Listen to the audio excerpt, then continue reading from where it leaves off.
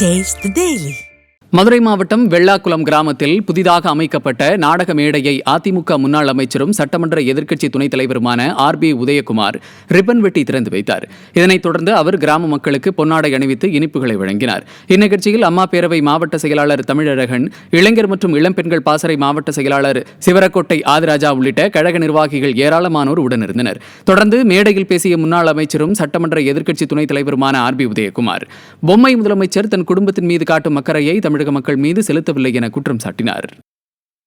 தமிழ்நாட்டினுடைய பொம்மை முதலமைச்சராக இருக்கிற ஸ்டாலின் அவர்கள் குடும்பத்தில் அக்கறை செலுத்துவதனாலே, நாட்டு மக்கள் மீது அக்கறை செலுத்தாத காரணத்தினாலே விளம்பர வெளிச்சத்திலே நடைபெறுகிற இந்த அரசு உண்மை வெளிச்சம் படாதனாலே தமிழ்நாட்டில் இரு சூழ்ந்திருக்கிற நிலையை மறந்து இன்றைக்கு இருக்கிறார். ஆகவே இது ஆரோக்கியமானதாக அல்ல என்ற பார்வைதான் இருக்கிறது. ஆகவே மக்களே, 2026 எளியவர், பண்பாளர், ஒரு விவசாயி, நம்முடைய போற்றுதலுக்குரிய கல்வி கொண்ட புரட்சித் தலைவர் எடப்பாடியார் மீண்டும் முதலமைச்சராக இது தமிழகத்தை வர வேண்டும்.